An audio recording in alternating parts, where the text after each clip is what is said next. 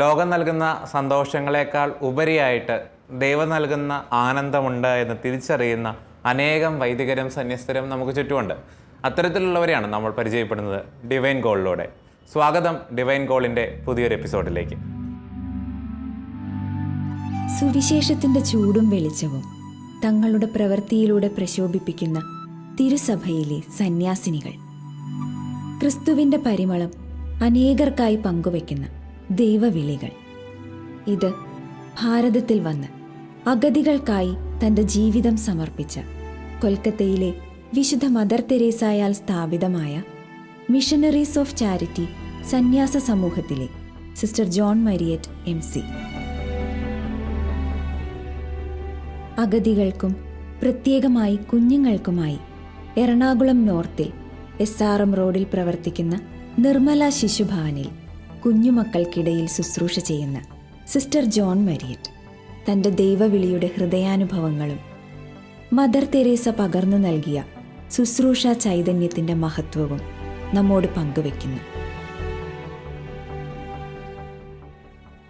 Sister കഴിഞ്ഞ എപ്പിസോഡിൽ സിസ്റ്ററിൻ്റെ വ്യക്തിപരമായ ജീവിതത്തെപ്പറ്റിയും സന്യാസ സഭയിൽ അംഗമായതിനെപ്പറ്റിയും അതിനുശേഷം മദർ പറഞ്ഞു തന്ന, മദർ പഠിപ്പിച്ചു വെച്ച കുറേയധികം ദർശനങ്ങളെപ്പറ്റിയും നമ്മൾ പങ്കുവച്ചു. നമ്മൾ ഇന്ന് ആരംഭിക്കുമ്പോൾ നമ്മൾ കഴിഞ്ഞ ദിവസങ്ങളിലൊക്കെ പറഞ്ഞു, ഇപ്പോൾ സിസ്റ്റർ അന്നസിൻ്റെ ആൻറ്റിയെപ്പറ്റി പറഞ്ഞു, മാസത്തിലൊരു എഴുതാൻ പറ്റുള്ളൂ വീട്ടിലേക്കെന്ന് പറഞ്ഞു. അതുപോലെ നമ്മൾ പറഞ്ഞു മൊബൈൽ ഫോൺ സ്വന്തമായിട്ടില്ല എന്ന് പറഞ്ഞു കേട്ടിട്ടുണ്ട്. 10 വർഷത്തിലൊരിക്കലാണ് വീട്ടിലേക്ക് പോകാൻ പറ്റുള്ളൂ എന്ന് പറഞ്ഞു കേട്ടിട്ടുണ്ട്. സാധാരണ ജനങ്ങൾ കേൾക്കുമ്പോൾ, അല്ലെങ്കിൽ സാധാരണ ഒരു ശരിക്കും നമ്മൾ സന്യാസത്തെപ്പറ്റിയും പൗരത്തെപ്പറ്റിയും പറഞ്ഞാൽ വീട് വിട്ടിറങ്ങി ക്രിസ്തുവിൻ്റെതായി മാറുക എന്നുള്ളതാണ്. നിങ്ങൾ ശരിക്കും അങ്ങനെയാണ്. ഏറ്റവും നമ്മൾ എന്താ പറയുന്നത്, പൂർണ്ണമായിട്ട് നിങ്ങൾ ഈശോയുടെയായിട്ട് മാറുകയാണ്. അങ്ങനെ നോക്കുമ്പോഴേക്കും ഇതുപോലെയുള്ള സാധാരണ ജീവിതത്തിൽ നിന്ന് വ്യത്യസ്തമായിട്ടുള്ള സാധാരണ ജീവിതത്തിൽ നിന്ന് മാറി നിങ്ങൾ സ്വീകരിക്കുന്ന ഇത്തരത്തിലുള്ള കടുത്ത നിലപാടുകൾ എന്തൊക്കെയാണ് നിങ്ങളുടെ സഭയിലുള്ളതെന്ന് പറയാമോ? ഞങ്ങൾക്ക് അങ്ങനെ വലിയ കടുത്ത നിലപാടായിട്ടൊന്നും സഹോദര തോന്നുന്നില്ല. കാരണം 10 വർഷമെന്ന് പറയുന്നത് അത് കേൾക്കുന്നവർക്ക് ഒത്തിരി വലുതാണ്. ഞങ്ങൾ ഇവിടെ പൂർണ്ണമായിട്ടും ആയിരിക്കുന്ന ഞങ്ങൾക്ക്, ഇതിനോട് ഇഴുകിച്ചേർന്നിരിക്കുന്ന ഞങ്ങൾക്ക്, എന്നെ സംബന്ധിച്ച് ഈ 10 വർഷം എന്ന് പറയുന്നത് ഒരു വലിയ സംഭവമായിട്ട് തോന്നുന്നില്ല. കാരണം എൻ്റെ ജീവിതം എനിക്ക് ഒന്നിനു പുറകെ ഒന്നായിട്ട് ഞാൻ ഫുള്ളി ഇതിനകത്തേക്കായിരിക്കുകയാണ്. എനിക്കതിനകത്ത് സ്പെയർ ചെയ്യാനായിട്ട് ടൈമോ ഓർത്തിരിക്കാനായിട്ടുള്ള കുറേ വിഷമങ്ങളോ അങ്ങനെ സംഭവങ്ങളൊന്നും ഇല്ല. ഒരു പണി ഇല്ലാതിരിക്കുമ്പോൾ നമ്മൾ വീടിനെ പറ്റി ഓർത്തിരിക്കുന്ന ഒരു സംഭവമൊന്നുമല്ല. എനിക്ക് എപ്പോഴും ഉണ്ട്, തമ്പുരാൻ എനിക്ക് എപ്പോഴും ഓരോ എൻഗേജ്മെൻറ്റുകൾ തന്നുകൊണ്ടിരിക്കുകയാണ്. ഞാൻ അതിൽ പൂർണ്ണമായിട്ടും ഇടപഴകി കഴിയുമ്പോൾ എനിക്ക് പിന്നെ മാറ്റിവെക്കാൻ സമയമില്ല. ഓക്കെ, എൻ്റെ വീട്ടുകാർ അവർ എൻ്റെ ഭാഗമാണ്, എന്നെ ഇത്രയാക്കിയത് അവരാണ്. എങ്കിൽ പോലും ഞാൻ ഇവിടെ ആയിരിക്കുമ്പോൾ എൻ്റെ തമ്പുരാൻ എനിക്ക് അവിടെ ചെയ്യാൻ പറ്റുന്നതിലും 100 മടങ്ങായിട്ട് അവർക്ക് വേണ്ടി അവൻ അവിടെ ഉണ്ട്. ഞാൻ അവർക്ക് വേണ്ടി ഓടി അവിടെ ചെന്ന് കഴിഞ്ഞാൽ എൻ്റെ തമ്പുരാൻ എൻ്റെ വീട്ടിൽ നിന്ന് ഇറങ്ങിപ്പോവും. അപ്പോൾ തമ്പുരാൻ ചെയ്യുന്ന അത്രയും നല്ല കാര്യം എനിക്ക് ചെയ്യാൻ പറ്റുമോ? അവൻ എന്നെക്കാളും നന്നായിട്ട് ചെയ്യും. എൻ്റെ സ്പിരിച്വൽ ഡയറക്ടർ എന്നോട് പറഞ്ഞേക്കുന്നത്, നിന്നെക്കാട്ടിലും നിന്നെ സ്നേഹിക്കുന്ന നിൻ്റെ തമ്പുരാൻ നിന്നെ നോക്കിക്കോളും, അവരെ നോക്കിക്കോളും. നീ അല്ല നിൻ്റെ വീട്ടുകാരെ സ്നേഹിക്കുന്നത്, നീ വീട്ടുകാരെ സ്നേഹിക്കുന്നതിനേക്കാളും കൂടുതൽ നിൻ്റെ തമ്പുരാൻ അവരെ സ്നേഹിക്കുന്നുണ്ട്. So don't worry, go ahead. ഇനി ഇതിനേക്കാളും കൂടുതൽ എന്താ വേണ്ടത്? ഞങ്ങൾക്ക് 10 വർഷം, എനിക്കിനി 2 വർഷം കൂടെ ഉണ്ട് വീട്ടിലേക്ക് പോകാനായിട്ട്, 2023.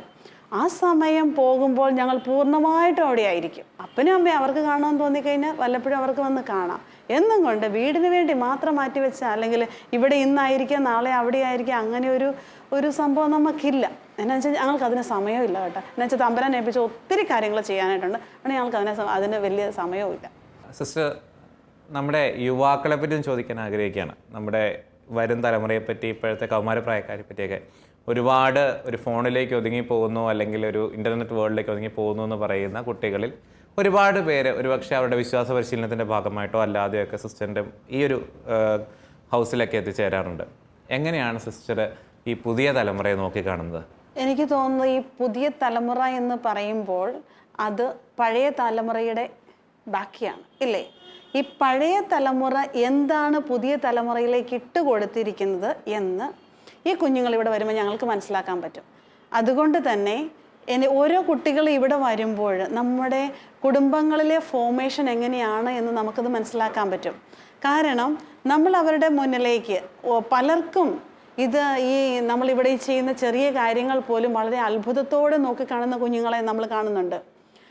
പ്രത്യേകമായിട്ട് എനിക്ക് തോന്നുന്നു നമുക്ക് സഭ ഇന്ന് അതിനൊരു പുതിയ ഒരു സാഹചര്യം ഒരുക്കിയിരിക്കുന്നതാണ്. നമ്മുടെ കാറ്റഗിസം ക്ലാസ്സിൻ്റെ ഭാഗമായിട്ട് 11th ക്ലാസ് സ്റ്റുഡൻസൊക്കെ അഡോപ്റ്റീവ് ഫാമിലി, സേവ ഫാമിലി, അല്ലെങ്കിൽ പിന്നെ ഇങ്ങനെ ഓർഫണേജുകളൊക്കെ സന്ദർശിക്കേണ്ട അങ്ങനെ ഒരു കാറ്റഗറി കൂടി ഇത് ഈ ക്ലാസ്സിലേക്ക് ഉൾപ്പെടുത്തി കഴിഞ്ഞപ്പോൾ കുറേ കുട്ടികൾ കൂടി നമ്മുടെ ഈ സ്ഥാപനങ്ങളൊക്കെ സന്ദർശിക്കാൻ അവസരം കിട്ടുന്നു. അതിൽ നമ്മൾ കാണുന്നത് കുട്ടികൾ വന്നു കഴിയുമ്പോൾ ഞങ്ങൾ ചിലപ്പോൾ ചില സാഹചര്യം ഇവിടെ ശിശുഭവനിൽ മാത്രമല്ല മറ്റ് സ്ഥാപനങ്ങളിലാണെങ്കിൽ പോലും അമ്മച്ചിമാരുടെ സ്ഥാപനങ്ങളിലാണ് അവരെ നോക്കുന്നിടത്താണെങ്കിൽ പോലും ഞങ്ങൾ ചിലപ്പോൾ ഇവർക്ക് വേണ്ടി ഒരു ചെറിയ പരിപാടികളൊക്കെ ഞങ്ങൾ ആസൂത്രണം ചെയ്യാറുണ്ട് നേരത്തെ തന്നെ.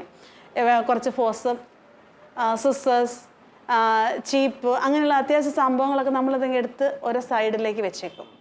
എന്നിട്ട് നമ്മൾ ഇവർക്ക് ചുമ്മാ ഒരു ക്വസ്റ്റ്യൻ എറിഞ്ഞു കൊടുക്കും. നിങ്ങളിൽ ആർക്കെങ്കിലും ഇതിനോട് എന്തെങ്കിലും ചെയ്യാൻ താല്പര്യം ഉണ്ടെങ്കിൽ, നിങ്ങൾ വീട്ടിലായിരിക്കും, നിങ്ങൾക്ക് സാധ്യതയില്ലല്ലോ, നിങ്ങൾക്കിങ്ങനെ ഒരു ചെറിയ ഒരു സേവനത്തിൽ പങ്കുചേരാൻ നിങ്ങൾക്ക് സാധ്യതയില്ല. അതുകൊണ്ട് നിങ്ങൾക്ക് ആർക്കെങ്കിലും താല്പര്യം ഉണ്ടെങ്കിൽ എന്തെങ്കിലുമൊക്കെ എടുത്തത് ഇന്നൊക്കെ ഇൻസ്ട്രുമെൻ്റൊക്കെ ഇവിടെ വെച്ചിട്ടുണ്ട്, ആർക്കെങ്കിലും ഡ്രസ്സ് ചെയ്യാൻ സിസ്റ്റേഴ്സിനെ സഹായിക്കാം, അല്ലെങ്കിൽ എന്തെങ്കിലുമൊക്കെ ചെയ്യാമെന്ന് നമ്മൾ അതിനകത്ത് ആ സന്നദ്ധത, കുട്ടികളുടെ സന്നദ്ധത കാണാറുണ്ട്. ചിലപ്പോൾ അത് ക്യൂരിയോസിറ്റി എന്ന് ഞാൻ ഒരിക്കലും പറയില്ല, അവരുടെ ഉള്ളിൽ ഒളിഞ്ഞു കിടക്കണ നന്മയാണത്.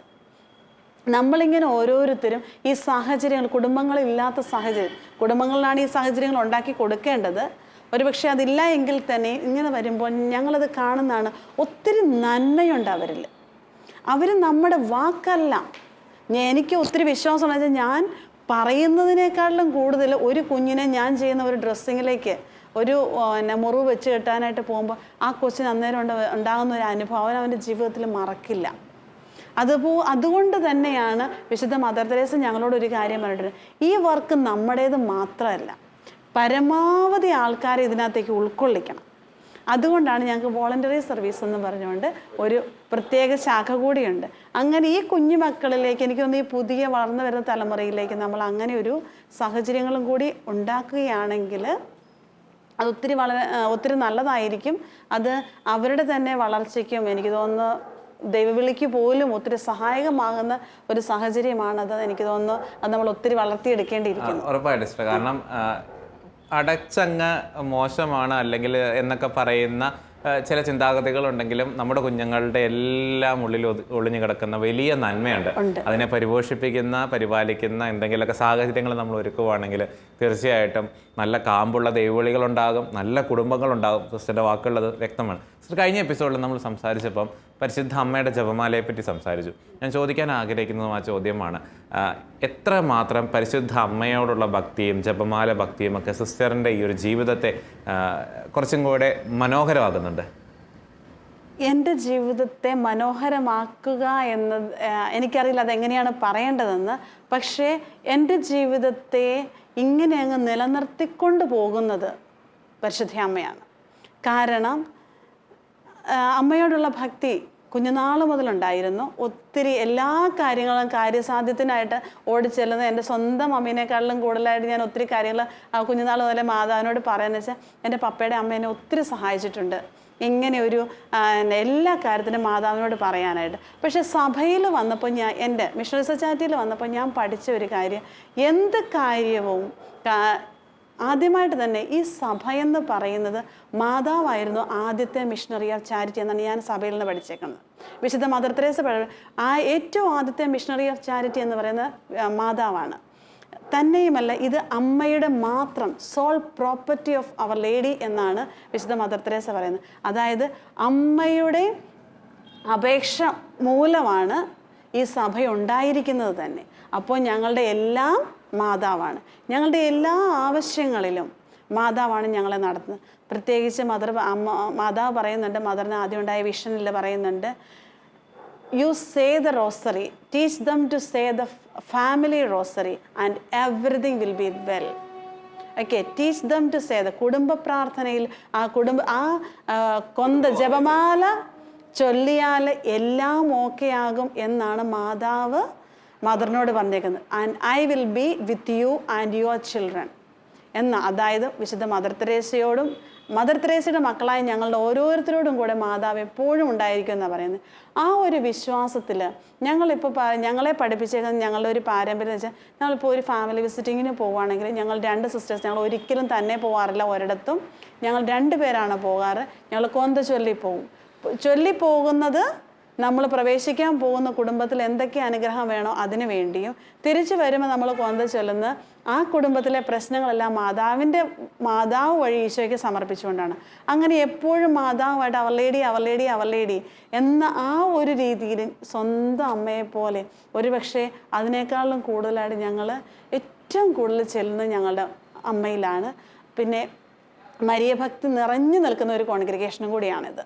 അപ്പോൾ എല്ലാ കാര്യത്തിലും എനിക്ക് ഏറ്റവും പ്രത്യേകമായിട്ട് എൻ്റെ ജീവിതത്തെ സ്വാധീനിക്കുന്നതെന്ന് വെച്ച് കഴിഞ്ഞാൽ, എന്ത് കാര്യമുണ്ടെങ്കിലും ഒരു ചെറിയ ബുദ്ധിമുട്ടുകളാണെങ്കിൽ പോലും 9 നന്മ എത്രയും തേയുള്ള മാതാവ് എനിക്ക് ഭയങ്കര വിശ്വാസം. അത് നടന്നിരിക്കും, മാതാവ് ഏറ്റെടുത്തിരിക്കും. അത് ഞങ്ങൾക്ക് മാത്രം അത് സഭയിൽ മദർ പഠിപ്പിച്ചത് തന്നെയാണത്. എന്തുണ്ടെങ്കിലും 9 എത്രയും തേയുള്ള മാതാവേ, കാര്യം നടന്നിരിക്കുക. അത് ഞാനങ്ങ് വിശ്വസിക്കുന്നു. തന്നെയല്ല, എന്ത് പ്രശ്നങ്ങളുണ്ടെങ്കിൽ നമ്മുടെ ഫ്രാൻസിസ് മാർപ്പാപ്പ പറയുന്നില്ലേ, ഉറങ്ങുന്ന യോസേപ്പിതാവ്, പ്രശ്നങ്ങളെല്ലാം ഉറങ്ങുന്ന യോസേപ്പിതാവിൻ്റെ അതിലേക്ക് വെച്ചിട്ട് രൂപത്തിന് താഴെ വെച്ചേക്ക് പോവാ. യോസേപ്പിതാവ് അതിൽ കിടന്നുറങ്ങി പിറ്റേ ദിവസം രാവിലെ എഴുന്നേൽക്കുമ്പോഴത്തേക്ക് പ്രശ്നങ്ങളൊക്കെ മാറും. ഞങ്ങളെല്ലാം മാതാവിനെ ഏൽപ്പിച്ചിട്ടാണ് പോകുന്നത്. വൈകുന്നേരം രാത്രിയിലെ പ്രാർത്ഥന കഴിഞ്ഞിട്ട് എല്ലാ കാര്യങ്ങളും, ഇന്ന് നടന്ന എല്ലാ സംഭവങ്ങളും, പിന്നെ നാളെ നടക്കുന്ന എല്ലാം മാതാവിനെ ഏൽപ്പിച്ചിട്ട് പോകുന്നു. മാതാവ് എല്ലാം ഭംഗിയായിട്ട്, കാരണം എനിക്കറിയില്ല എങ്ങനെയാണ് ഈശോയുടെ അടുത്തേക്ക് പോകേണ്ടതെന്ന്. ഈശോയ്ക്ക് ഇഷ്ടമുള്ള രീതിയിൽ എൻ്റെ കാര്യങ്ങൾ പ്രസൻറ്റ് ചെയ്യുന്നത് എങ്ങനെയാണെന്ന് എനിക്കറിയില്ല. പക്ഷേ ഈശോ ഏറ്റവും കൂടുതൽ അറിയാവുന്ന മാതാവിനാണ്. അപ്പോൾ എൻ്റെ പ്രസൻറ്റേഷനിൽ എന്തൊക്കെ കുറവുണ്ടോ അതൊക്കെ നികത്തി ഈശോയ്ക്ക് ആ ഒരു എങ്ങനെയാണോ ഈശോയ്ക്ക് പ്രസൻറ്റ് ചെയ്യേണ്ടത് ആ രീതിയിൽ മാതാവ് എൻ്റെ കുറവുകൾ നികത്തി ചെയ്യും. അതാണ് ഒരു വിശ്വാസം. യോസേപ്പിതാവ് വന്നു, മാതാവ് വന്നു, വിശുദ്ധ കുർബാനയിലുള്ള ഈശോ വന്നു. തിരുക്കുടുംബ കേന്ദ്രീകൃതമാണ് ശരിക്കും സന്യാസിനിയുടെ ജീവിതം. പാവങ്ങളിൽ പാവങ്ങൾക്കായി സമർപ്പിക്കുന്ന സൗജന്യ സേവനം, അതാണ് ഓരോ അഗതികളുടെ സഹോദരികളെയും ഈ കാലഘട്ടത്തിൽ വ്യത്യസ്തരാക്കുന്നത്. ക്രിസ്തുവിൻ്റെ മുഖം അനേകം പാവപ്പെട്ടവരിൽ ഇവർ ദർശിക്കുന്നു എന്ന ഒറ്റ കാരണത്താൽ ഇവർ ക്രിസ്തുവിൻ്റെ വയലിലെ തളരാത്ത വേലക്കാരാകുന്നു. വിശുദ്ധ മദർ തെരേസയോടൊപ്പം 3.5 വർഷക്കാലം കൊൽക്കത്തയിൽ താമസിച്ച് പാവങ്ങൾക്കിടയിൽ സേവനം ചെയ്ത ഇപ്പോഴത്തെ regional superior sister Mary Joseph MC മദറിനോടൊപ്പമുള്ള ജീവിത ദിവസങ്ങൾ നമ്മോട് പങ്കുവച്ചു. ഞാൻ 1972 മുതൽ മദർ തെരേസയുടെ കൂടെ 3.5 കൊല്ലം ഉണ്ടായിരുന്നു. ആ ഒരു എക്സ്പീരിയൻസ് വളരെ ഒരു ഇമ്പോർട്ടൻ്റ് എക്സ്പീരിയൻസ് ആയിരുന്നു എൻ്റെ ജീവിതത്തിൽ. കാരണം എൻ്റെ ജീവിതത്തിൻ്റെ അടിസ്ഥാനമാണ് എനിക്ക് ആ സമ്പർക്കം കൊണ്ട് കിട്ടിയത്. കാരണം പുള്ളി എപ്പോഴും പറയും ഞങ്ങളോട്, മക്കളെ നിങ്ങൾ ദൈവസന്നിധിയിലാണോ? ഞങ്ങൾ ചെറുപ്പകാലത്ത് സിസ്റ്റേഴ്സ് ആയിരുന്ന 17 വയസ്സുള്ള ആ സമയത്ത് എല്ലാം ഞങ്ങൾ ദൈവസന്നിധിയിലൊന്നും ആയിരുന്നില്ല. എപ്പോഴും ആളുകളുടെ സന്നിധിയിൽ അവരെ എങ്ങനെ ഞങ്ങൾ നോക്കണത്, ഞങ്ങൾ എന്താ പ്രവർത്തിക്കുന്നത്. പക്ഷേ ആ കാര്യം പ്രത്യേകിച്ച് മദർ പറയും, മക്കളെ നിങ്ങൾ ഏത് സമയത്തും ദൈവസന്നിധിയിലാണ്. ഓരോ ചെയ്യുന്ന കാര്യങ്ങളും ദൈവത്തിനാണ് നിങ്ങൾ ചെയ്യുന്നത്. ആ ഈശോയെ ഞങ്ങൾ കണ്ടു ചെയ്യുന്നു. നിങ്ങളിപ്പോൾ ഒരു ചൂല് കൊണ്ട് ഒരടിക്കുന്നുണ്ടെങ്കിൽ അത് ദൈവത്തിന് വേണ്ടിയാണ് ചെയ്യുന്നത്. ആ അടിസ്ഥാനം മദർ ചെയ്തത് ഞാൻ ഒരിക്കലും മറക്കുകയില്ല. കാരണം അത് കുറേ കൊല്ലമായത് പഠിക്കാനായിട്ട്. ആദ്യം അത് കേട്ടപ്പോൾ ഒന്നും മനസ്സിലായില്ല. പിന്നെ കുറേ വയസ്സൊക്കെ വരുമ്പോൾ നമ്മളതേപ്പറ്റി ചിന്തിക്കും, മദർ എന്താ നമ്മളെ പഠിപ്പിച്ചത്. അപ്പോൾ ഇപ്പോഴും എൻ്റെ ഓർമ്മയിലുണ്ട്, മക്കളെ നിങ്ങൾ ദൈവസന്നിധിയിലാണോ? ഞങ്ങൾ ഈ മദറില്ലാത്ത സമയത്ത് അവിടെ ഇവിടെയൊക്കെ പോയി മലയാളം സംസാരിക്കും. മദർ എപ്പോഴും ഞങ്ങളെ കറക്റ്റ് ചെയ്യും. മക്കളെ, ദൈവമുണ്ട്, ദൈവത്തിനെ ഓർക്കണം, ദൈവസന്നിധിയിൽ ജീവിക്കണം. അതെല്ലാം ഏറ്റവും വലിയ കാര്യങ്ങൾ ഞങ്ങൾ മദറിൽ നിന്ന് പഠിച്ചത്. ഞാനൊക്കെ മിഷൻ ഹൗസിൽ നിന്നും വരും. ചിലപ്പോഴൊക്കെ അവിടെ ചില പ്രശ്നങ്ങളൊക്കെ ഉണ്ടാവും. നമ്മൾ മറ്റേ മനുഷ്യരോട് ഒരുമിച്ച് ജീവിക്കുമ്പോഴില്ലേ ചില പിണക്കങ്ങളും അതും ഇതൊക്കെ. അപ്പോൾ മദറിൻ്റെ അടുത്ത് പോകുമ്പോൾ ഞങ്ങൾ തുടങ്ങും, മദറെ ആ സിസ്റ്റർ അങ്ങനെ പറഞ്ഞു, ഈ സിസ്റ്റർ ഇങ്ങനെ പറഞ്ഞു. അപ്പം മദർ ആ കൈ എടുത്തിട്ട് മദറിൻ്റെ കൈ കൊണ്ട് ഞങ്ങളുടെ ഇങ്ങനെ വരച്ച് ഞങ്ങളെ പഠിപ്പിക്കും. മക്കളെ, ആരെ പറ്റിയും ഒരു കുറ്റം പറയരുത്. കാരണം നീ നോക്ക്, എന്താണ് നീ പെശക ചെയ്തത്, അത് കറക്റ്റ് ചെയ്യ്. മറ്റുള്ളവരെ ചൂണ്ടിക്കാണിക്കരുത് ആദ്യമായിട്ട്. അതൊക്കെ ഞങ്ങൾ ഒരിക്കലും മറക്കുകയില്ല. ഇപ്പോഴും ചിലപ്പോഴൊക്കെ അങ്ങനെ വീണ് പോകുന്നു. പക്ഷേ ഇതൊക്കെ മനസ്സിലെപ്പോഴും നിൽക്കുന്ന വാക്കുകളാണ്. വിശുദ്ധ കുർബാനയിൽ നിന്നും സ്വീകരിക്കുന്ന ദിവ്യമായ ചൈതന്യം നുകർന്നുകൊണ്ട് ഇവർ അനുദിനം തങ്ങളുടെ വിശുദ്ധമായ ദൈവവിളിയെ ജീവിതം കൊണ്ട് പാവങ്ങൾക്കിടയിൽ ധന്യമാക്കുന്നു. കൊൽക്കത്തയിൽ മിഷണറീസ് ഓഫ് ചാരിറ്റിയോടൊപ്പം പ്രവർത്തിക്കുകയും ഇപ്പോൾ ഈ എറണാകുളം നിർമ്മല ശിശുഭവനിൽ കൗദാശിക കർമ്മങ്ങളിൽ സഹായിക്കുകയും ചെയ്യുന്ന MST സഭാംഗമായ ഫാദർ ദായി കുന്നത്ത് വിശുദ്ധ മദർ തെരേസയുടെ ഈ പ്രേഷിത ചൈതന്യത്തെ വ്യക്തിപരമായി സ്മരിക്കുന്നു. എൻ്റെ പൗരോഹിത്യ ജീവിതത്തിൽ ഞാൻ ഒത്തിരിയേറെ സന്തോഷിക്കുന്നുണ്ട്. എൻ്റെ പൗരോഹിത്യ ജീവിതത്തിൽ ഏറ്റവും കൂടുതൽ എനിക്കൊരു ഇൻസ്പിറേഷൻ നൽകിയ വ്യക്തി അതാരാണെന്ന് ചോദിച്ചാൽ തീർച്ചയായിട്ടും അത് മദർ തെരേസയാണ്. കൽക്കട്ടയിൽ മദർ തെരേസയുടെ ഹൗസിൽ പോകുവാനും സംസാരിക്കാനും ഒക്കെ ഒരു ഭാഗ്യം എനിക്കും കിട്ടിയിട്ടുണ്ട്. ഒരുപക്ഷെ സ്വർഗത്തിലായിരുന്നുകൊണ്ട് എൻ്റെ പൗരോഹിത്യത്തെ ഏറ്റവും കൂടുതൽ ശക്തിപ്പെടുത്തുവാനായിട്ട് മദർ തെരേസ ഓരോ ദിവസവും കാവലായിട്ടുണ്ട് എന്നെനിക്ക് ഉറപ്പുണ്ട്. ഇന്ന് ഈ ശിശുഭവനിൽ, നിർമ്മല ശിശുഭവനിൽ മദർ തെരേസ സിസ്റ്റേഴ്സിനോടൊപ്പം ആയിരിക്കുമ്പോഴും ഒത്തിരിയേറെ സന്തോഷം എനിക്കും പ്രകടിപ്പിക്കാനുണ്ട്. കാര്യം ഏകദേശം 11 വർഷത്തോളമായി എറണാകുളത്ത് ഞാൻ ശുശ്രൂഷ ചെയ്യുന്നു. അപ്പോഴൊക്കെ ഈ സിസ്റ്റേഴ്സിൻ്റെ കൂടെ ആയിരിക്കുവാനും ഇവർക്ക് വേണ്ടി വിശുദ്ധ കുർബാന അർപ്പിക്കാനും ഒക്കെ ഞാൻ വരുമ്പോൾ തീർച്ചയായിട്ടും മദർ തെരേസ പറയുന്നത് പോലെ വലിയ കാര്യങ്ങളല്ല, ചെറിയ കാര്യങ്ങളാണ് ദൈവം നമ്മളെ ഏൽപ്പിച്ചിരിക്കുന്നതെങ്കിലും ആ ചെറിയ കാര്യങ്ങൾ ഏറ്റവും സന്തോഷത്തോടെ ചെയ്യുമ്പോഴാണ് സന്യാസം അതിൻ്റെ ആനന്ദത്തിൽ ജീവിക്കുക. ആ ആനന്ദം ഈ സിസ്റ്റേഴ്സിൻ്റെ മുഖത്ത് നമ്മൾ കാണുന്നുണ്ട്. സിസ്റ്റേഴ്സിൻ്റെ മാത്രമല്ല, അവരുടെ ചുറ്റുപാടുമുള്ള കുട്ടികളിൽ അവർ കൈകാര്യം ചെയ്യുക അല്ലെങ്കിൽ അവരുടെ സ്നേഹം അനുഭവിക്കുന്ന അഗതികളിലൊക്കെ ഈ ഒരു സന്തോഷം അവരുടെ കണ്ണുകളിൽ കാണുവാനായിട്ട് നമുക്ക് സാധിക്കുന്നുണ്ട്. ഒരുപക്ഷെ അവരോടൊപ്പം ഇൻട്രാക്ട് ചെയ്ത് വർക്ക് ചെയ്യുമ്പോഴും എൻ്റെ ആത്മീയതയും കൂടെ വളരുകയാണ്, എൻ്റെ പൗരോഹിത്യവും വളരുകയാണ്. ഏറെ സന്തോഷം ഇവരോടൊപ്പം ജീവിക്കാനായിട്ട്, അമ്മയോടൊപ്പം ജീവിക്കുവാനായിട്ട്. വലിയ കാര്യങ്ങളല്ല, ചെറിയ കാര്യങ്ങൾ ചെയ്ത് മുന്നോട്ട് പോകുവാനായിട്ട് ദൈവം വിളിച്ചതിന്, ചേർത്ത് നിർത്തിയതിന് തമ്പുരാന് തന്നെ നന്ദി പറയുകയാണ്.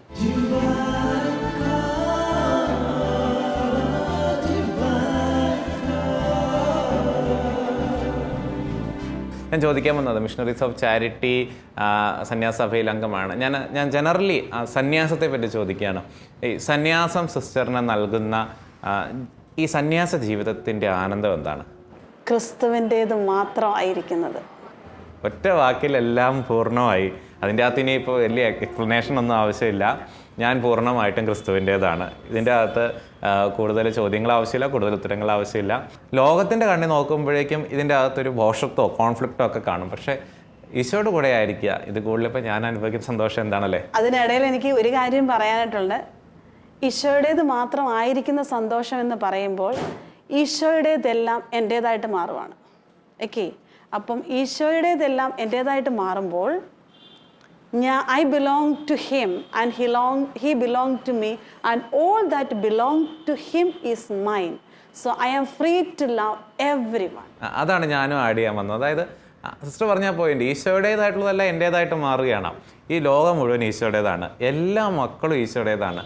അപ്പോൾ അങ്ങനെ വരുമ്പോഴേക്കും ഇവരെല്ലാം നിങ്ങളുടേതുമാണ്. അപ്പോൾ ആ ഒരു കൺസെപ്റ്റ് നിന്നുകൊണ്ട്, അല്ലെങ്കിൽ ആ ഒരു ബോധ്യത്തിൽ നിന്നുകൊണ്ടായിരിക്കും ഒരുപക്ഷെ അല്ലേ ഈ നമ്മൾ ആദ്യം പറഞ്ഞ പോലെ എത്ര വൃത്തിഹീനമായ സാഹചര്യത്തിൽ കിടക്കുന്നവരാണെങ്കിലും തമ്പുരാൻ്റേതാണ് അവർ തമ്പുരാൻ്റേതാകിയാൽ അവരെൻ്റേതുമാണ്. നിങ്ങളത് നിങ്ങളുടെ പുതിയ കുട്ടികളെ പഠിപ്പിക്കുന്നതും അത് തന്നെയാണ് വല്ലാത്തൊരു വെല്ലുവിളിയാണ്. ഞാനത് അങ്ങനെ തന്നെ സിസ്റ്ററിന് ഈ കോൺഗ്രേഷൻ്റെ അകത്ത് നിൽക്കുമ്പോഴേക്കും സിസ്റ്ററിന് അത് തോന്നുന്നില്ല, ശരിയാണ് ഇത് ഭയങ്കര ബുദ്ധിമുട്ടാണെന്നോ നിങ്ങൾ ഈ പറയുമ്പോഴാണ് സിസ്റ്റർ അത് പറഞ്ഞത്, നിങ്ങൾ പറയുമ്പോഴാണ്. പക്ഷേ ഞാൻ പുറത്ത് നിൽക്കുന്ന ഒരാളാണ്, ഞങ്ങളെ സംബന്ധിച്ച് നിങ്ങൾ വല്ലാത്തൊരു വെല്ലുവിളിയാണ്.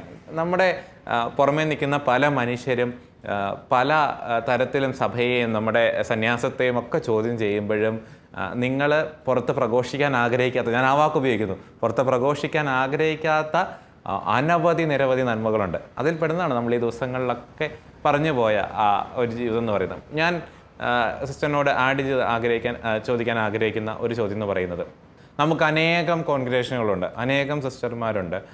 വലിയൊരു ദൗത്യവുമായിട്ട് 1950കളിൽ സ്ഥാപിക്കപ്പെട്ടതാണ് കൊൽക്കട്ടയിൽ ഈ സഭ, സിസ്റ്ററിൻ്റെ മിഷണറീസ് ഓഫ് ചാരിറ്റി. ഇനിയുള്ള ഈ ഒരു ഫാസ്റ്റ് വേൾഡിൽ വളരെ തിരക്ക് പിടിച്ച ജീവിതത്തിനിടയിൽ ലോകത്ത് നിങ്ങളുടെ സന്യാസ സഭയുടെ സ്ഥാനം എന്താണ്? എനിക്കത് പറയാനായിട്ടുള്ളതെന്ന് വെച്ച് കഴിഞ്ഞാൽ, ലോകത്ത് ഈ സന്യാസ സഭയുടെ സ്ഥാനം മാർപ്പാപ്പയുടെ വേർഡ്സിൽ പറയാണ്, സഭയുടെ ചങ്കിനകത്താണ് ഞങ്ങളുടെ സ്ഥാനം. ഓക്കെ, പക്ഷേ ഓരോ മനുഷ്യരുടെയും, ഈ ലോകത്തിലുള്ള മിഷണറീസ് ഓഫ് ചാരിറ്റിനെ അറിയുന്ന ഓരോ മനുഷ്യരുടെയും ഉള്ളിലും ഞങ്ങൾക്ക് സ്ഥാനമുണ്ട്. കാരണം പ്രത്യേകിച്ച് എനിക്ക് തോന്നുന്നു കേരളത്തെ പോലുള്ളൊരു സ്ഥലത്തൊക്കെ അത്യാവശ്യം കാര്യങ്ങളൊക്കെ വെൽ സെറ്റപ്പാണ്. ഇപ്പം ഞങ്ങളുടേതായ രീതിയിൽ വേറെ പ്രത്യേകിച്ച് സഹായങ്ങളൊന്നും വേണ്ട എങ്കിൽ പോലും നമ്മുടേതായ ഒരു വലിയ സഹായം ആവശ്യമുള്ള ഒരു പുതിയ മേഖല ഇപ്പം ഞങ്ങളുടെ മുന്നിലേക്ക് തുറന്നു കിട്ടുന്ന പുതിയ മേഖലയെന്ന് വെച്ച് കഴിഞ്ഞാൽ കുടുംബങ്ങളിലേക്ക് ഇറങ്ങി ചെല്ലുക എന്നുള്ളതാണ്. എന്നുവെച്ചാൽ ഇന്നത്തെ കുടുംബത്തിലെ അവസ്ഥയെന്ന് വെച്ച് കഴിഞ്ഞാൽ ഓരോ കൊച്ചു കുഞ്ഞു പോലും മൊബൈലുമായിട്ട് അവൻ്റെ സ്വന്തം വേൾഡിലേക്ക്, ലോകത്തേക്ക് ചുരുങ്ങിക്കൊണ്ടിരിക്കുകയാണ്. അവൻ്റെ മുന്നിൽ അവൻ അറിയാതെയോ അറിഞ്ഞുകൊണ്ടോ കടന്നുകൂടുന്ന കുറേ പ്രശ്നങ്ങളുണ്ട്. അവൻ്റെ മാതാപിതാക്കളുടെ പ്രശ്നങ്ങളുണ്ട്. ഇവർക്ക് തമ്മിലൊന്ന് ഇരുന്ന് സംസാരിക്കാൻ പറ്റില്ല. അത് തന്നെ ക്രിയേറ്റ് ചെയ്യുന്ന ഒരു വലിയ പ്രശ്നങ്ങളുടെ ലോകമാണ്. ആ പ്രശ്നങ്ങളുടെ ലോകത്തേക്ക് ഇറങ്ങി ചെല്ലുക എന്നുള്ളതാണ് ഇപ്പം കേരളത്തെ പോലെയുള്ള ഒരു സമൂഹത്തിൽ ഞങ്ങളുടെ ആവശ്യം. അതേസമയം കേരളത്തിൻ്റെ പുറത്തുള്ള സംസ്ഥാനങ്ങൾ അല്ലെ പുറത്തൊക്കെ ഇപ്പോൾ ഈ കണ്ടിന്യൂസ് ആയിട്ട് ഇത് ഞങ്ങളായിരിക്കുന്ന അവസ്ഥയിൽ തന്നെ ആവശ്യമുള്ള സാഹചര്യങ്ങളുമുണ്ട്. അവിടെ ഇപ്പോഴും ഗവൺമെൻറ്റൊന്നും തന്നെ ഇത്ര കാര്യമായിട്ട് നോക്കുന്നില്ലാത്തതിൻ്റെ പേരിൽ നമ്മൾ ചെയ്തുകൊണ്ടിരിക്കുന്ന എല്ലാ സ്ഥാപനങ്ങളും അതുപോലെ തന്നെ നടക്കുന്നു. അതുപോലെ ഇപ്പോഴും തെരുവുകളിൽ നിന്ന് ആൾക്കാരെ എടുത്തുകൊണ്ട് വരേണ്ടതുണ്ട്. അതൊക്കെ നമ്മൾ അതേപോലെ തന്നെ അവിടെ ചെയ്യുന്നു. ഒപ്പം നമ്മൾ ചെയ്യുന്ന കാര്യം എന്ന് വെച്ചാൽ ഈ ഒറ്റപ്പെട്ട സമൂഹത്തിൽ നിന്ന് ഒറ്റപ്പെടുന്ന അവസ്ഥയാണ്. വിശുദ്ധ മദർ തെരേസയോട് എന്തിനാ അമേരിക്ക പോലെയുള്ള സമ്പന്ന രാജ്യങ്ങളിൽ പോയി ഒരു മിഷണറീസ് ഓഫ് ചാരിറ്റിയുടെ സ്ഥാപനം തുടങ്ങുന്നതെന്ന് ചോദിച്ചപ്പോൾ പോവർട്ടി എന്ന് പറയുന്നത് അത് ഈ ഫിസിക്കൽ മാത്രമല്ല, ആത്മീയമായിട്ടുള്ള പോവർട്ടിയുണ്ട്. ഓക്കെ, ഇങ്ങനെ ഈ പോവർട്ടികൾ, അതായത് ഈ ബാഹ്യമായിട്ടുള്ള എനിക്ക് ആരുമില്ല എന്നുള്ള തോന്നലാണ് ഏറ്റവും വലിയ പോവർട്ടി, ദാരിദ്ര്യം. ആ ദാരിദ്ര്യത്തെ നമ്മൾ മാറ്റുന്ന ഞാനുണ്ട് നിൻ്റെ കൂടെ എന്ന് വിഷമിച്ച് ആരുമില്ലാതെ സങ്കടപ്പെട്ടിരിക്കുന്ന ഒരാളോട് പോയി പറയുക എന്ന് വെച്ച് കഴിഞ്ഞാൽ അത് ഒരാത്മാവിനെ നേടുന്നതാണ്. ഉറപ്പായിട്ടും. കാരണം സിസ്റ്റർ, ഓരോ കാലഘട്ടവും ഓരോ സാഹചര്യങ്ങളും സ്ഥലങ്ങളും എന്താവശ്യപ്പെടുന്നോ, സിസ്റ്ററിൻ്റെ 4ാമത്തെ വ്രതം പാവപ്പെട്ടവരിൽ പാവപ്പെട്ടവൻ, അത് മാനസികമാകാം, ആത്മീയമാകാം, ശാരീരികമാകാം, ഏത് തരത്തിലും നടത്തില്ല, അവരോടൊപ്പം സൗജന്യമായി അവരുടേതായിട്ട് മാറുക എന്നുള്ള ആ ഒരു 4ാമത്തെ വ്രതം പൂർത്തീകരിക്കാൻ വേണ്ടി ഓരോ കാലഘട്ടം ആവശ്യപ്പെടുന്ന കാര്യങ്ങളുണ്ട്. പക്ഷെ അവിടെയൊക്കെയും നിങ്ങളെ വ്യത്യസ്തരാക്കുന്നത് നിങ്ങൾ കൃത്യമായി പാലിക്കുന്ന അടിമുടി വ്യത്യാസപ്പെടാത്ത നിങ്ങളുടെ നിയമസംഹിതകളാണ്, മദർ പറഞ്ഞു തന്ന കാര്യങ്ങളാണ്. അതിൽ നിന്ന് വ്യത്യാസപ്പെടാതെയാണ് നിങ്ങളത് മുന്നോട്ട് കൊണ്ടുപോകുന്നത്, അല്ലേ? ഇതിനോട് എനിക്കൊരു കാര്യം പറയാനുള്ള, ഇത്ര കാര്യങ്ങൾ പറയുമ്പോൾ പോലും ഞങ്ങളുടെ മദർ എന്ന് ഞങ്ങളെ പഠിപ്പിച്ചത്, അല്ലെങ്കിൽ എന്തും മദർ പറയുമ്പോഴും മറ്റുള്ളവർ പറയുമ്പോഴും മദർ കൈകൂപ്പിക്കൊണ്ട് വെച്ച് പറഞ്ഞൊരു ഞങ്ങൾ വിശ്വസ്തരായിരിക്കാൻ വേണ്ടി ഞങ്ങൾക്ക് വേണ്ടി പ്രാർത്ഥിക്കണമേ എന്നാണ്. അതാണ് എനിക്ക് നിങ്ങളോടും പറയാനായിട്ടുള്ളത്. എന്തെങ്കിലും ചെറിയ കാര്യങ്ങൾ നന്മയൊക്കെ ഞങ്ങൾ ചെയ്യുന്നുണ്ടെങ്കിൽ അതിലൊരു വെള്ളം ചേർക്കാതെ അത് മദർ പറഞ്ഞ രീതിയിൽ തന്നെ ലോകത്തിന് വേണ്ടി മറ്റുള്ളവർക്ക് വേണ്ടി ചെയ്യുവാനായിട്ടുള്ള കൃപ ഇനിയും ഞങ്ങൾക്ക് ആവശ്യമാണ്.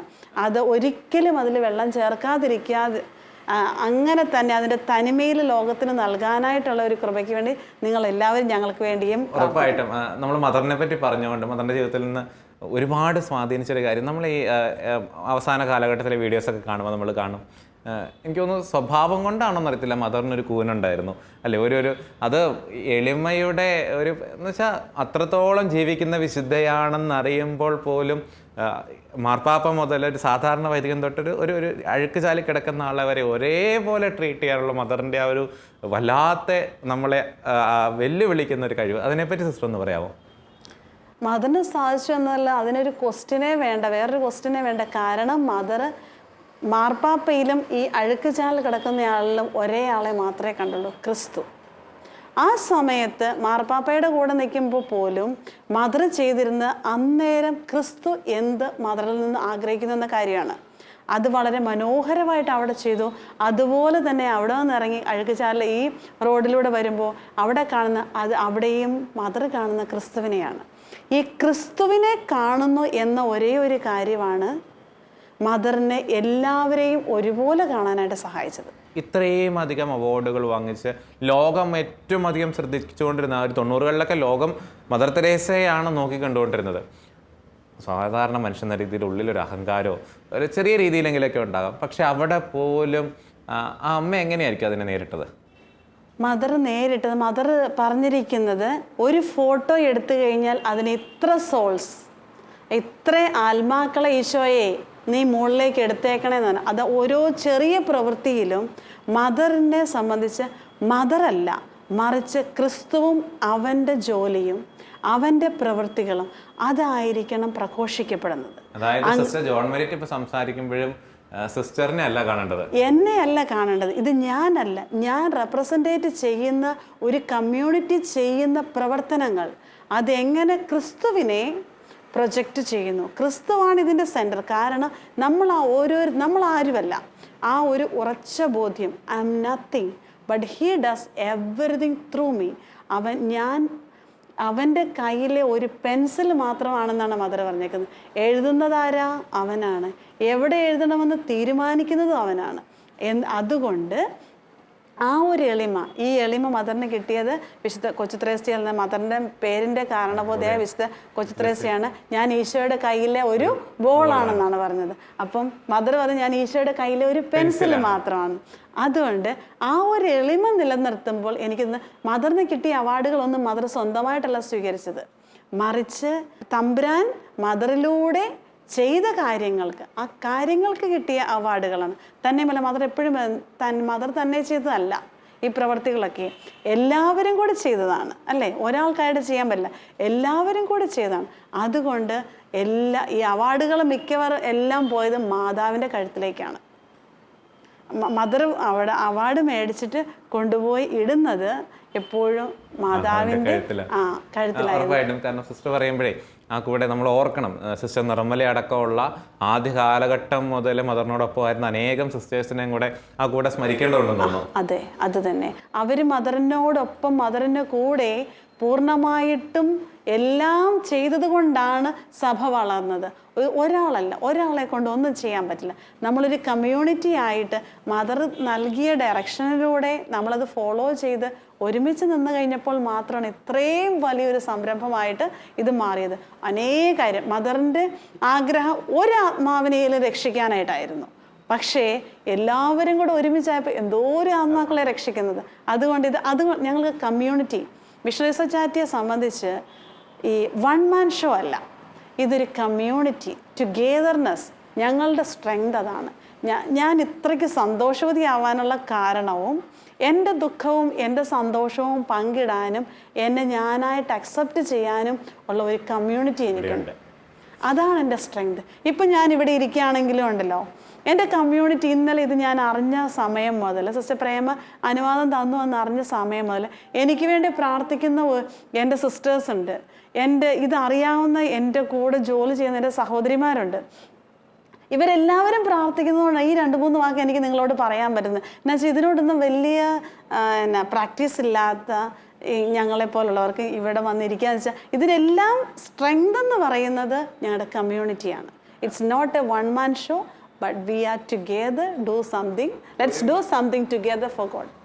Something beautiful for God. ഉറപ്പായിട്ടും ഒരുമിച്ച് ഞങ്ങൾ ചെയ്യുന്ന ഈ നല്ല കാര്യങ്ങളെല്ലാം ഞങ്ങൾ ചെയ്യുന്നുവെന്ന് നിങ്ങൾ പറയുന്ന ഈ നല്ല കാര്യങ്ങളെല്ലാം ഞങ്ങൾക്ക് ചെയ്യാൻ സഹായിക്കുന്നത്, അല്ലെങ്കിൽ ഇതിൻ്റെ ശക്തി എന്ന് പറയുന്നത് വിശുദ്ധ കുർബാനയാണ്. അത് നമ്മളെല്ലാവരും, ഞങ്ങളോട് മദർ പറഞ്ഞിരിക്കുന്നത് കുർബാനയ്ക്ക് ചുറ്റും ഞങ്ങൾ നെയ്യപ്പെട്ടിരിക്കുകയാണ്. ആ ശക്തി ഉപയോഗിച്ച് ഞങ്ങൾ പുറത്തേക്ക് പോകുന്നു, അവനെ നൽകുന്നു, തിരിച്ചു വരുന്നു. എല്ലാത്തിനും കാരണം അവനാണ്. ഞങ്ങളുടെ വിളിക്കും ഞങ്ങളിവിടെ ആയിരിക്കുന്നതിനും ഞങ്ങൾ ചെയ്യുന്നതിനും എല്ലാത്തിനും കാരണം ദിവ്യകാരണ ഈശോയാണ്. അതുകൊണ്ട് ഓൾ ഗ്ലോറി ടു ഗോഡ്. ഒത്തിരി സന്തോഷം സിസ്റ്റർ. കാരണം എല്ലാം ഉണ്ട് ഇതിൻ്റെ അകത്ത്. വിശുദ്ധ കുർബാനയിൽ നെയ്യപ്പെട്ട ഞാൻ ഇങ്ങനെയൊന്ന് കൺക്ലൂഡ് ചെയ്യാൻ ആഗ്രഹിക്കുകയാണ്, സമയത്തിൻ്റെ പരിമിതി മൂലം മാത്രം. ഒരു അധ്യാപിക, ഒരു അൽബേനിയക്കാരിയായ അധ്യാപിക ക്രിസ്തുവിൻ്റെ കയ്യിലെ പെൻസിലായി മാറിയപ്പോൾ ലോകം മുഴുവനെയും സ്വാധീനിച്ച മദർ തെരേസയായി മാറുന്നു. അവരിലൂടെ ഏകദേശം 3000-4000 വരുന്ന നിങ്ങളുടെ ഒരു കമ്മ്യൂണിറ്റി സ്ഥാപിക്കപ്പെടുന്നു. വിശുദ്ധ കുർബാനയിൽ നിന്ന് ശക്തി സ്വീകരിച്ച് ലോകം മുഴുവനും നിങ്ങൾ ഈശോയുടെ മുഖമായി മാറുന്നു. പരിശുദ്ധ അമ്മയിൽ ആശ്രയം വെച്ച് നിങ്ങളുടെ പ്രശ്നങ്ങളെല്ലാം നിങ്ങൾ മാറ്റിയെടുക്കുന്നു. എത്ര മനോഹരമായ ജീവിതം! ഞാൻ അങ്ങനെ തന്നെ പറയുന്നു, എത്ര മനോഹരമായിട്ടുള്ള ജീവിതം. പുരോഹിതൻ്റെ ജീവിതത്തെപ്പറ്റി വിശുദ്ധ ലയനാട് പറയുന്നതാണ്, ഓ പുരോഹിത എത്ര മനോഹരമായ ജീവിതം. നിങ്ങളുടെ ജീവിതത്തെപ്പറ്റിയും പറയാൻ ആഗ്രഹിക്കുന്നത് അങ്ങനെ തന്നെയാണ്. ഓ പ്രിയപ്പെട്ട മിഷണറീസ് ഓഫ് ചാരിറ്റിയിലെ സമൂഹ അംഗങ്ങളെ, എത്ര മനോഹരമായ ജീവിതം. ലോകത്തിന് വേണ്ടി നിങ്ങൾ ഞങ്ങളോട് പ്രാർത്ഥിക്കാൻ ആവശ്യപ്പെട്ടതുപോലെ ഞങ്ങൾ പറയുന്നു, ലോകത്തിന് വേണ്ടി പ്രാർത്ഥിക്കണമേ. മദർ തെരേസയുടെ മാധ്യസ്ഥം ലോകത്തിന് വേണ്ടിയിട്ട് പ്രാർത്ഥിക്കണമേ, അപേക്ഷിക്കണമേ. ഞങ്ങൾക്ക് എല്ലാവർക്കും വേണ്ടി വിശുദ്ധ കുർബാനയിൽ മാധ്യസ്ഥം വഹിക്കണമെന്ന് പ്രാർത്ഥിക്കുന്നു. അനേകം നന്മകൾ ചെയ്യാൻ, അനേകം പേരിൽ ക്രിസ്തുവിൻ്റെ മുഖമായിട്ട് മാറാൻ നിങ്ങൾക്ക് സാധിക്കട്ടെ. Thank you so much. വിളവിൻ്റെ നാഥൻ വിളിക്കുന്നു നിന്നെ, വലയെറിഞ്ഞണയുക നിങ്ങൾ. വിളവേറെയാണു കതിർ കൊയ്തെടുത്തിടാൻ, വിശ്വസ്തരാവുക നിങ്ങൾ.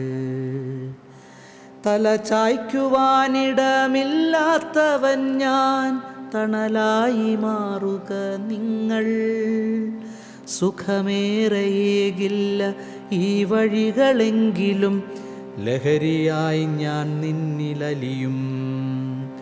കവചങ്ങളെല്ലാം വലിച്ചെറിയണം, നിമിഷ സുഖമല്ലിതു സത്യം. ശാശ്വതമാം നിത്യജീവനെ നേടുവാൻ സ്വയമഴിഞ്ഞിടുക നിങ്ങൾ.